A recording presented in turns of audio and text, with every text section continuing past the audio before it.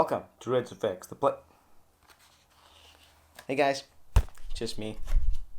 Welcome to Red Effects, the place for newbies, indies, as well as low budgeters. And hey look, it's another episode this week.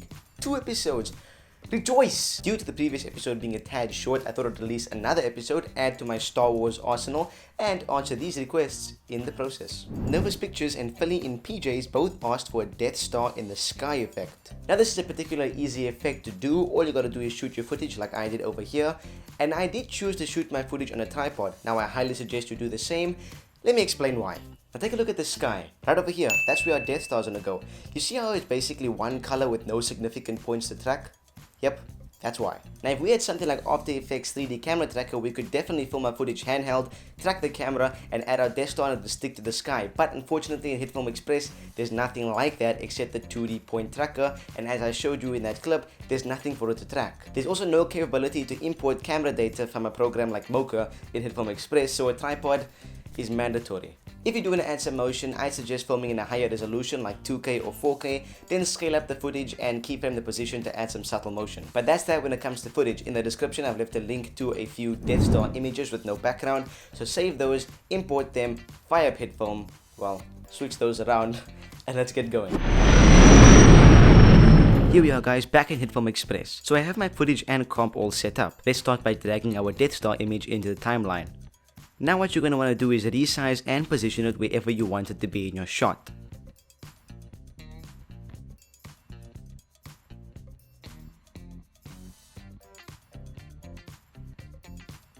There we go. Now number 1 on the to-do list is matching the color. If you look at my footage, there is quite a bit of blue and green present in its color scheme. So surely the Death Star should have that too, since we're trying to convince the audience that this was really there when we shot the footage, even though it wasn't. Duh. So let's head to the effects panel, into color correction, and drop on the curves effect. What I'm going to do here is totally subjective and individual to your shot. For example, there may be more red than blue present in your footage, so experiment with this and follow the principles, not the steps. So let's select the blue channel and bump that up a bit, not going too overboard guys. Now let's do the same for the green channel. If you're wondering if that made any difference at all, let me just turn the effect off and on again for some reference. A little color correction can go a long way. Okay, now that it's matched into the scene, let's make it fit. First, let's grab the oval mask tool and draw a mask along the bottom of our image. Like so. Now let's head into the controls panel, mask settings, and click on this button to invert the mask. Now let's expand the shape properties and rack that feather up until we can see what we've masked out again. As you can see, this makes it seem as if our Death Star is bleeding into the sky, like a moon does. But remember guys, that's no moon. It's a space station. It's too big to be a space station.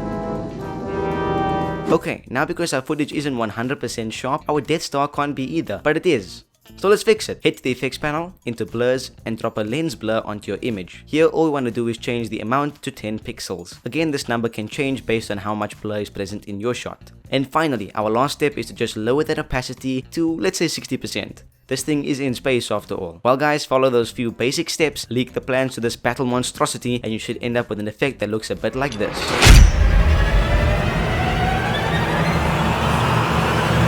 There you have it guys, an easy Death Star in the sky effect.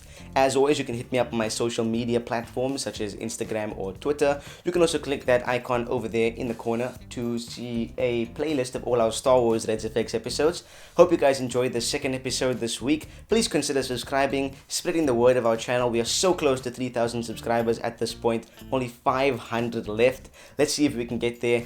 Help out, share the video, like the video, subscribe down below. Probably said that twice. And until next time, I will see you in the next video.